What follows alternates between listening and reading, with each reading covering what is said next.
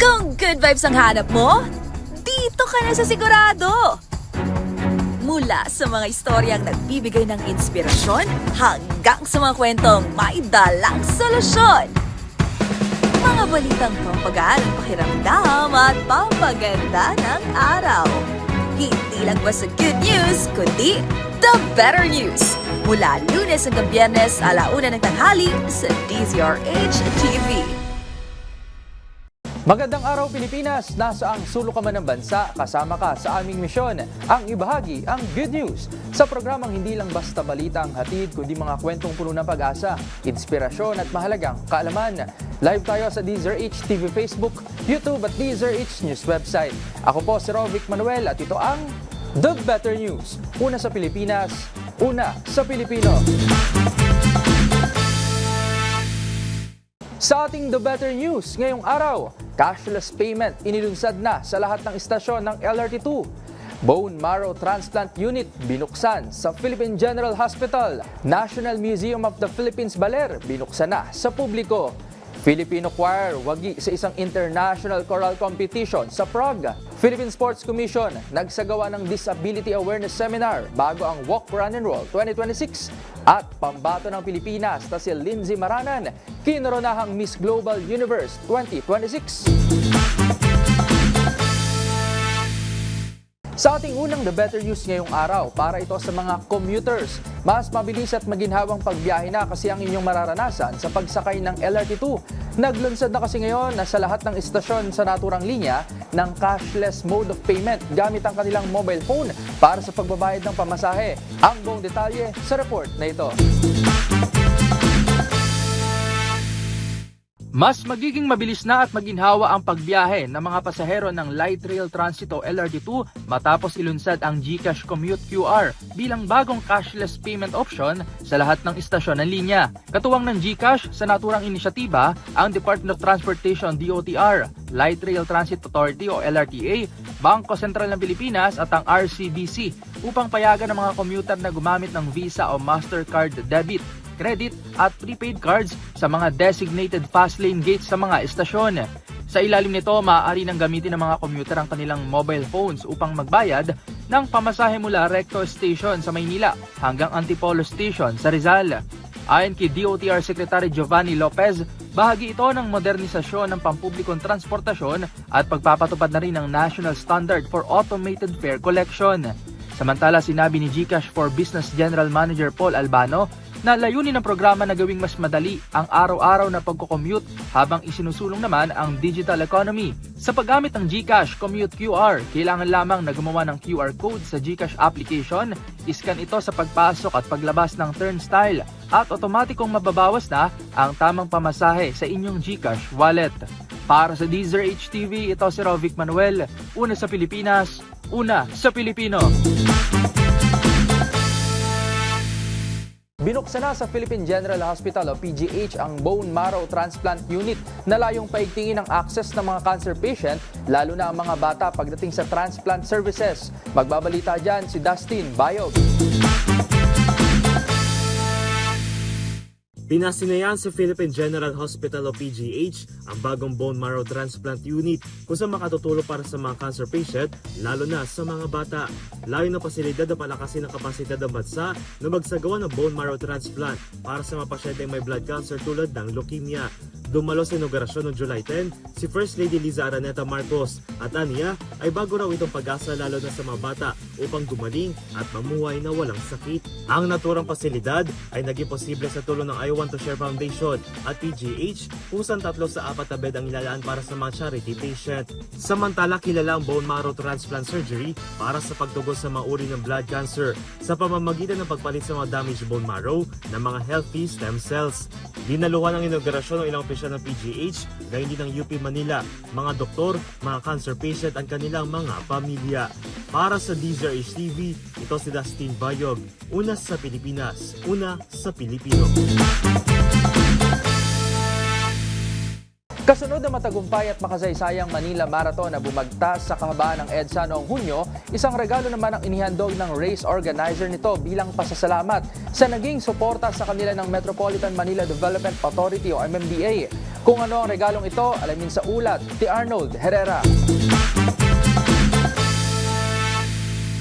Tumanggap ng donasyong cleaning materials ang Metropolitan Manila Development Authority o MMDA mula sa premier local race organizer na Renrio Incorporated.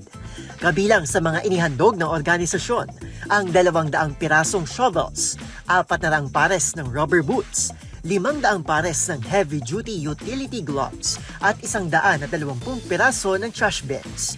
Ilalaan ang mga naturang materyales para sa iba't ibang cleaning operations, cleanup drives at disaster response activities ng MMDA, lalo na ngayong tag-ulan season, upang mapanatiling malinis mula sa mga basura ang mga daluyan ng tubig gaya ng mga kanal at estero. Maliban dito, malaking tulong din ang mga donasyong ito upang tiyakin ang kaligtasan ng mga kawani ng MMDA na silang nagsisilbing frontliners sa panahon ng sakuna. Ang seremonya pinangunahan ni MMDA Chairman Attorney Don Artes kasamang iba pang mga opisyal ng ahensya. Gayon din ni Renrio CEO Rio de la Cruz na labis naman ang pasasalamat sa kooperasyon ng traffic agency sa naging matagumpay na 42 km 2026 Manila Marathon sa kahaba ng EDSA noong Hunyo. Itinuturing na makasaysayan ang naturang race dahil maliban sa paglahok ng nasa higit 25,000 runners, ito rin ang unang pagkakataon na naging ruta ang kahaba ng EDSA mula Mall of Asia sa Pasay hanggang sa North Avenue sa Quezon City. Para sa Dazer HTV, ito si Arnold Herrera. Una sa Pilipinas, una sa Pilipino. Dako naman tayo sa norte. Mas mapapalawak pa ang pagkilala sa kasaysayan, kultura at sining sa pagbubukas ng National Museum of the Philippines, Baler. May 3 permanent galleries ang bagong museo na nagtatampok ng pamana ng lalawigan at libre ito para sa mga bibisita araw-araw. Ang mga dapat ninyong malaman at abangan, ihahatid sa atin ni Mili Borja. Formal nang binuksan ang bagong cultural landmark sa Baler, Aurora, ang National Museum of the Philippines o NMP Baler. Dinisenyo ni Architect Ed Calma, ang museo ay may contemporary design na hango sa baybayin ng Pacific Ocean at ang kabundukan ng Sierra Madre. Mula sa malayo, ang mga hagdan-hagdang bahagi ng gusali ay kahilintulad ng Banawe Rice Terraces, habang ang malalawak na tanawin sa paligid ay bahagi ng kabuoang karanasan ng mga bisita. Ayon sa National Museum, nasa humigit kumulang 9,683 square meters ang lawak ng lupang kinatatayuan ng museo. May 3 permanent galleries ang museum. Itinatampok ng Sierra, Tierra, Costa Gallery ang kalikasan, biodiversity, mga katutubong kaalaman at mga tradisyon ng Aurora. Samantala, ipinakikita sa Cruz de Caminos Gallery ang mga ugnayang pangkasaysayan at pangkultura ng Pilipinas at ng Spain. Makikita naman sa Pagtatagpo o Encuentro Gallery ang mga likha ng mga kilalang Pilipinong alagad ng sining.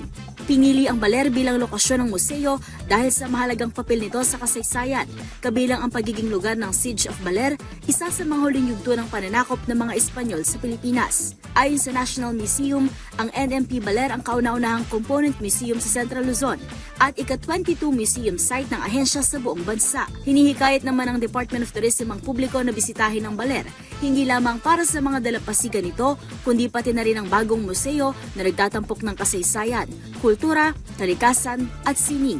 Bukas ang National Museum of the Philippines Baler araw-araw mula alas 9 ng umaga hanggang alas 5 ng hapon at libre ang pagpasok para sa lahat ng bisita. Para sa Dazer HTV, ito si Mili Borja, una sa Pilipinas, una sa Pilipino.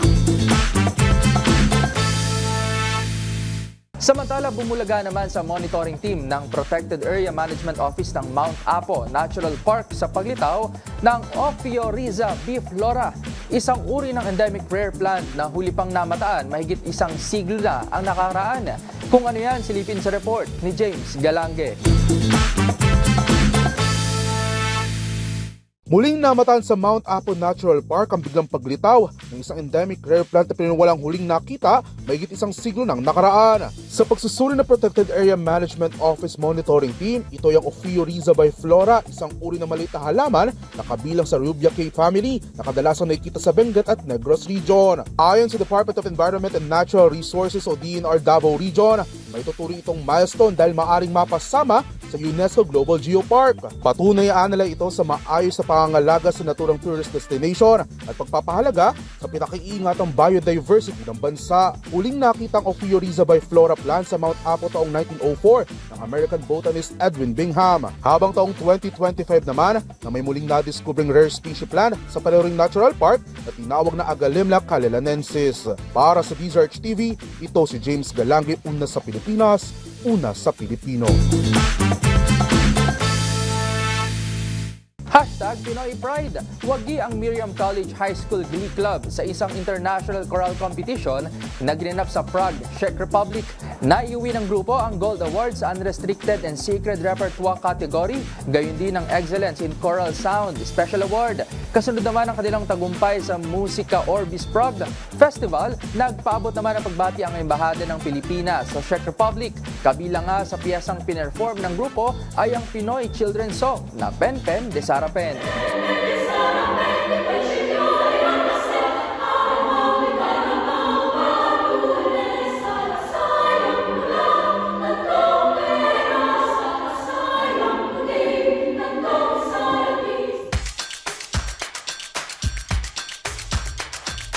The Better News sa mundo ng palakasan. Patuloy na isinusulong ng Philippine Sports Commission ang inclusive sports sa pamamagitan ng isang Disability Awareness Seminar bilang paghahanda sa Walk, Run, and Roll 2026. Layunin ng programa na mas matiyak ang ligtas at mas accessible na paglahok ng mga persons with disability sa nalalapit na aktibidad. Basta sa balitang sports, ihatid yan ni Matchpoint, Mili Borja.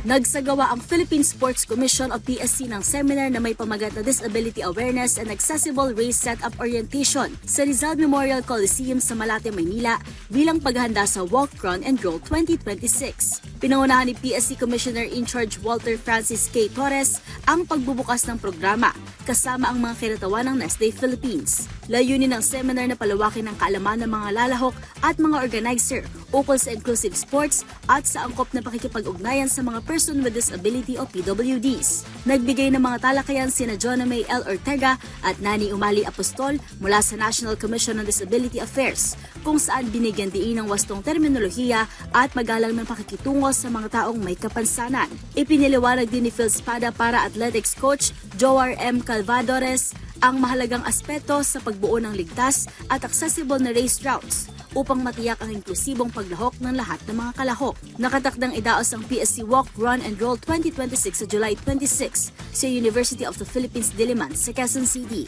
Para sa DZRH TV, ito si Mili Borja, una sa Pilipinas, una sa Pilipino. Sa mundo naman ng pageant, nasungkit ng Pinay beauty queen na si Lindsay Maranan ang corona bilang isang Miss Global Universe 2026. Ang kanyang winning moment sa pageant na ginanap sa Singapore. Balikan sa report ng ating showbiz, Angel. Ang pambato ng Pilipinas na si Lindsay Bliss Plata Maranan ang itinanghal bilang Miss Global Universe 2026. Maliban sa corona, naiuwi rin ito ang titulong Best in Long Gown sa pageant na ginanap sa Singapore. Nagpasalamat naman ang beauty queen sa love and supporting fans sa kanyang Global Universe journey. Samantala, first runner-up ang pambato ng Singapore. Nagmula naman sa Hong Kong, second runner-up. Nasa ikatlong pwesto si Miss Belgium habang fourth place ang kinatawan ng New Zealand. The better news naman para sa fellow VIPs. Dadalhin sa Pinas next year ng legendary South Korean boy group na Big Bang ang kanilang Cosmos World Tour. Ito ay bilang bahagi ng kanilang 20th anniversary celebration. Mahigit isang dekada na rin ang nakalipas mula nang huling magtanghal ang grupo sa bansa. Habang last year na magkaroon dito ng solo concert sina G-Dragon at Taeyang. Nakatakdang ganapin ang concert ng Fantastic Baby Hitmaker sa February 20 next year sa SMDC Festival Grounds. Kung matatandaan, ito lang Abril, for the first time nagpasiklab sa Coachella Valley Music and Arts Festival ang Big Bang. Para sa DZRH TV 20 Showbiz, Angel, una sa Pilipinas, una sa Pilipino. At dyan na po nagtatapos ang aming paghahatid ng mga balitang siguradong pampagaan ng pakiramdam, pampaganda ng araw at pampasigla ng inyong buhay. Magsama-sama muli tayo bukas para sa panibagong hanay ng mga kwentong hindi lang basta good news, kundi the better news. Para naman sa ating mga viewer online, huwag kalilimutang mag-comment ng inyong feel-good stories sapagkat ang maliit na kwento ngayon, maaaring maging malaking inspirasyon bukas. Ito ang The Better News. Ako si Rovic Manuel ng DZRH TV. Una sa Pilipinas, una sa Pilipino.